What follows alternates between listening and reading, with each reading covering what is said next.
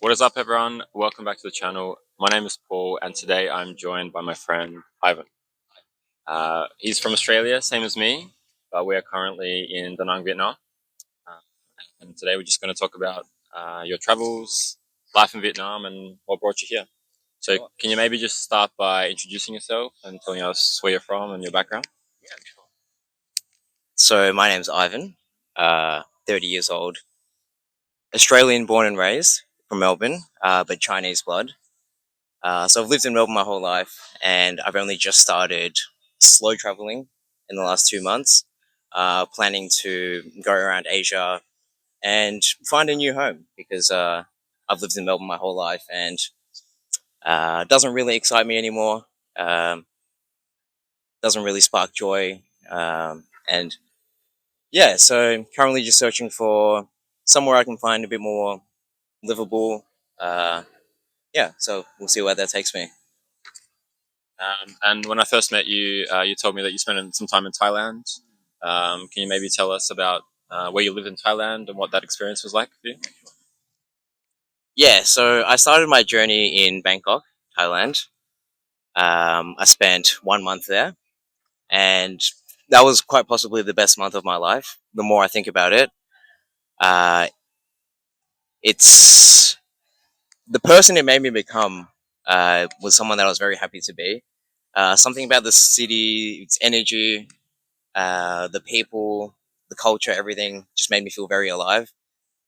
Some people don't like it. You hear very conflicting opinions. Um, like we met a lady the other day who had very bad things to say, but I think everyone's different. That's why it's important to explore, travel around, find what suits your personality, your lifestyle. And for me, yeah, the chaos, the busyness, the hustle and bustle, just the loud noises and everything. It is stimulating and it gives me energy. And I was creatively inspired and just very happy with the person it made me become. So that was the first step of my journey. I have a high inclination to go back there. I think I could possibly see myself living there. But I also want to check out different styles of lifestyles, which is why I'm here in Da Nang, testing out a more chilled, slow, relaxed beach kind of lifestyle. Yeah. Awesome. So you've been in Da Nang for a few weeks now? 1 week. 1 week, right. Yeah. So what would you say is the biggest differences between Vietnam and Thailand based on your travels and experiences so far? Yeah, that's a good question. Definitely the pace of the lifestyle. Bangkok is very go, go, go. It's very busy. Everyone's out doing things. Here it's very different. It was quite a shock to me, actually. It's very slow lifestyle. Everyone's very chilled. They go to the beach, they go for walks, do a bit of exercise, go to cafes and chill. Um, so it's a lot more quiet. And the other big difference I noticed is there's a big nap culture here in Vietnam. It's not just Da Nang. I've actually spoken to locals, and it's a thing even in Saigon that in the middle of the day, workers, even corporate workers in offices, they have nap time. I was speaking to a local who said in their corporate office they have like blankets and pillows for their staff just to take a nap. So that's something I had to adapt to coming here because normally, so my lifestyle in Bangkok was I adapted there as well to a later in the day kind of lifestyle. So I would wake up later and sleep later than I normally do because things that aren't open very early, cafes will open at like 10 a.m. Uh, but then people stay out late and more people come out late. So that's the lifestyle in Bangkok. But here in Da Nang, it's wake up early because people go to the beach. The beach is probably the most active I ever see it at 6 a.m. So I've been more inclined to wake up earlier, wake up at 5:30, go to the beach, go for a run, go for a walk, do some yoga, do some light workout. Um, and then I'll go to the gym, do my lifting, my running, more yoga, sauna, and then maybe go to a cafe for a bit. And then that's when I end the first half of the day, as I like to call it. Because you can't do much in the middle of the day. I've gone to a restaurant at 2 p.m., completely empty. The owner's sleeping, her partner's sleeping. Like I want to eat bumbo away, like a popular dish, but I don't want to wake them up. So I just sat there for half an hour, and then I realized, oh, okay, no one's out during the day, like the middle of the day. It's too hot, and yeah, there's just nothing happening. So now I just take that time to just chill out, maybe go home, rest, maybe read, or just take a nap. Uh, and then yeah, things start back up again. Maybe 4 or 5 p.m. People start going out to eat. They go to the beach for the sunset, and then go to bars, socialize, etc. Yeah, so that's the main difference in lifestyle. Um, in terms of food, I love both foods. They're very different. Um, I think Viet food can be a bit cleaner, a bit lighter. I try to eat kind of light, so that works out well. I would say the people in Vietnam, the locals, are not as open as Thai people. Not that they're negative in a way. It's just coming from Thailand. Everyone there is very open, very happy, openly smiling. Like they call it the land of smiles, and it's for a good reason. Um, yeah, those are the main differences I've noticed. But feel free to ask if there's any other on your mind. Good. Thank you very much. Good perspective. Yeah. And the other question I had for you is we actually met at a meditation session just down the street here. Maybe you can talk a little bit about the practice of meditation, yeah, and how you kind of integrate it into your life, and also about the retreat that you went to in Bangkok. I think that's quite interesting for me. Yeah, so I've been meditating for quite a few years, pretty regularly. Um, I would say my first major jump into it was back in Australia. A few years ago, I did a 10-day silent Vipassana meditation retreat. Essentially, you just go to like a rural area, you stay there for 10 days, you don't talk to anyone, and you just follow a course that teaches you how to meditate throughout the course of 10 days. And there's nothing else to do. You're essentially meditating for like 14 plus hours a day. You have breaks here and there to go for walks, to eat breakfast and lunch, but besides that, you're just meditating all day. And that was very beneficial. That was a huge turning point in my life. Uh, Essentially, when I got my life together and started to have more clarity, purpose, and also just more inner peace and stillness. So since then, I've been meditating pretty regularly, and I hadn't done a retreat in a while. After the first one, I told myself I would like to do them pretty regularly, maybe once a year, just like a nice boot camp or like a refresher. But a few years went by and I didn't do one just because of work and life, and I didn't have time. So I planned to do one as part of this trip, and I did a 10-day meditation retreat after a month in Bangkok. And I guess I was kind of expecting similar benefits to the first one, but upon reflecting upon it further, it actually threw me into like a mild depression. Like I hate to use that word lightly, but and I realized the reason is because I was in such a magical flow state in Bangkok, having the time of my life with like so much energy, so much going on, so much stimulation, and to just go from that to sitting in a room for 14 hours a day is very disruptive. Uh, so it was very hard for me to fully surrender to the experience, and I couldn't really connect deeply with the practice because the whole time I was thinking, like FOMO, like oh, like why am I sitting here? Like I shouldn't be here. Like I could be traveling around Asia, like living my best life. Like this is silly. Uh, but I couldn't really leave because it's like it's in the rural mountains, 4 hours from Bangkok. I didn't have any transport. I didn't have anywhere to stay. I don't speak the language. No one there speaks English. So I was like, okay, I'll just stay. Like I made the decision. I'm a man of my word. I'll stay till the end. So I grinded my way through it. Wasn't the most beneficial retreat, as I said. I couldn't really surrender to the experience. And even coming out of it for a few days, it took me maybe a week or so to feel normal again and to regain my sense of identity, I guess, because my month in Bangkok was a very strong period of identity shifting for me. I was in the middle of transitioning from my old self to my new self. Uh, yeah, it's this whole esoteric idea of manifesting the reality you want by changing your thoughts and changing your character. Uh, and so that's something I was doing. And yeah, doing that retreat kind of took me out of it. But being in Da Nang, it's helped me recover that a bit as I slowly rebuild a routine and a lifestyle. And it's also helped me realize that having a base is really important, and a routine and a structure. And moving around a lot is very disruptive to that. So I've realized that I think I might want to slow down my travels a bit more, and really just embrace the stillness and the routine that comes with staying in one place. Yeah.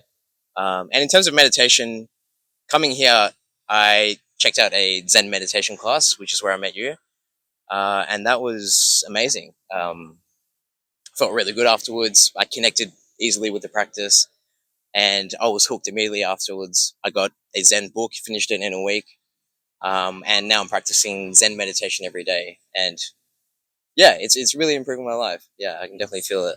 Yeah. Yeah, good to hear.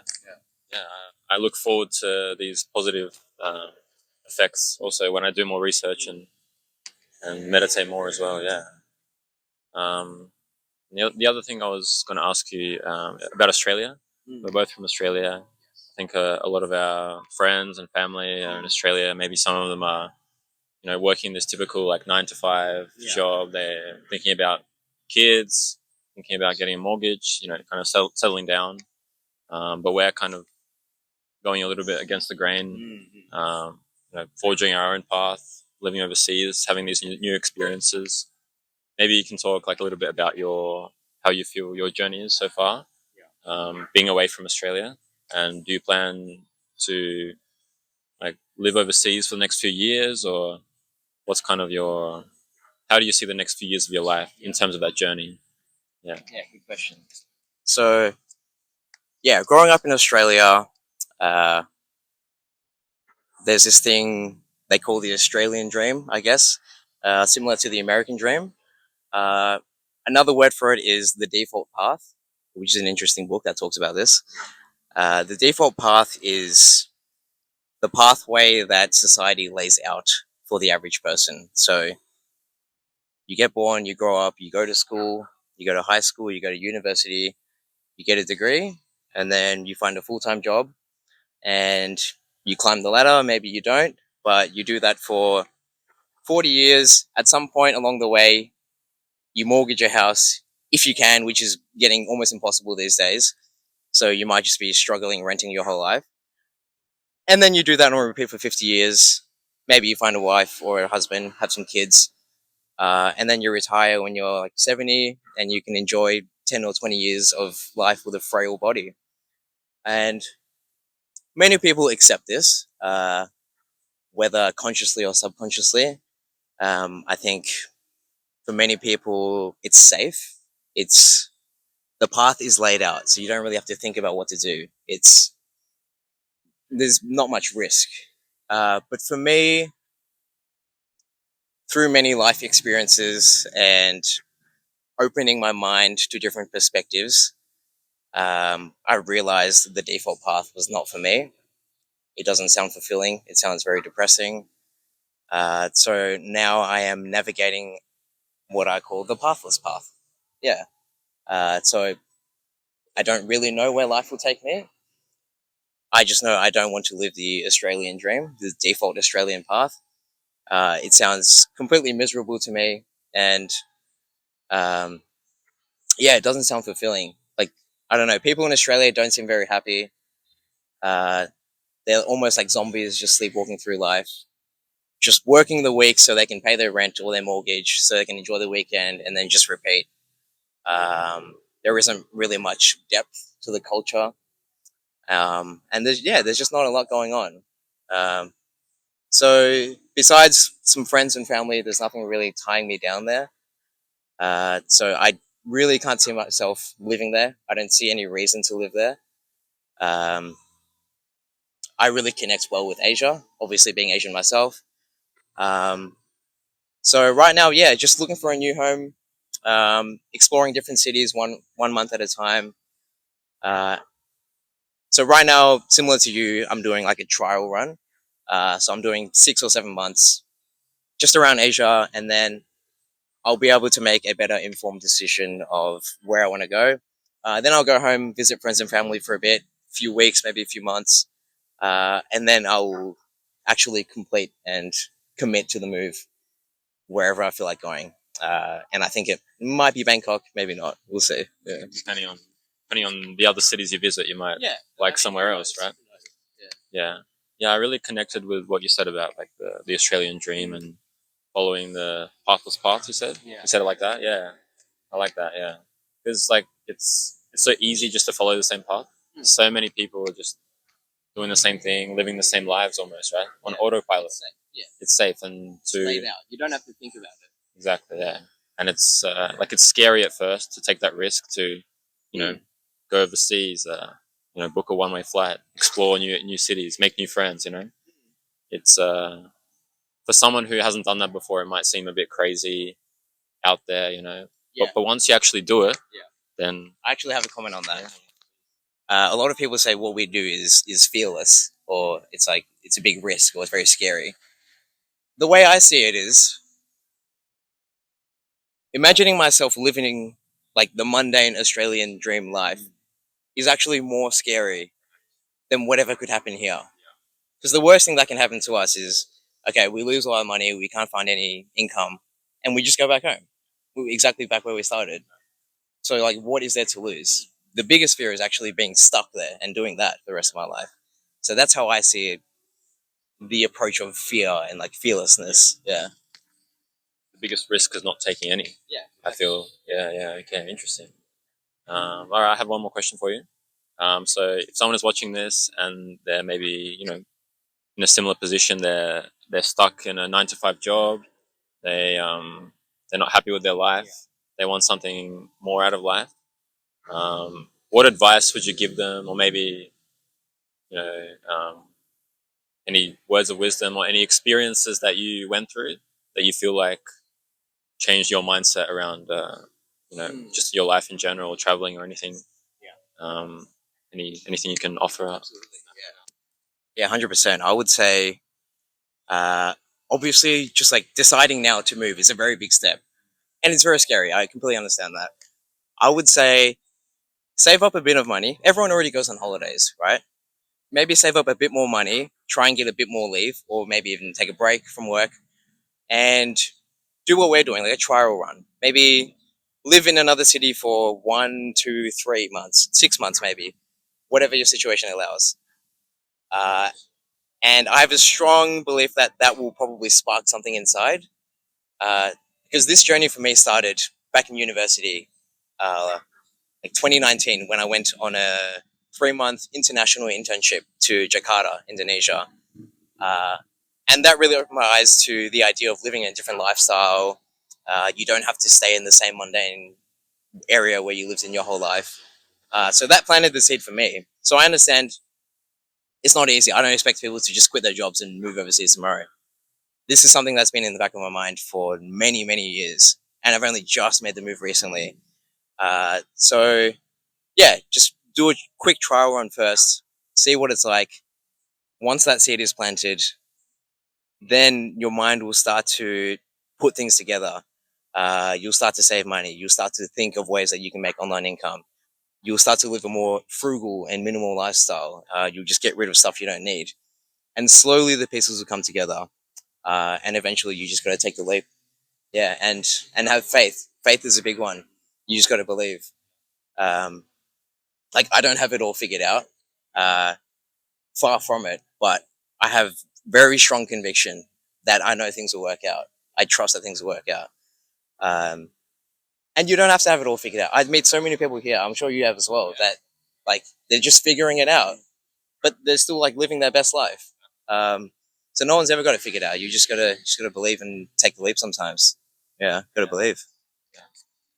Yeah, I think once you change your environment or take that risk, or the what I say, the human mind naturally solves problems. Yeah. If you're just sitting doing the same thing every day, you're kind of on the routine and you're not engaging your mind. But if you as you said, book that ticket, live somewhere in a different city for a few months, and then suddenly you're making new connections, making new friends, and then your life can completely change, right? Yeah. All right. Well, thank you very much for your time. I appreciate you being here. You have a channel as well, so I'll link that in the description if you like. And yeah, make sure to subscribe, and we'll see you next time. Peace.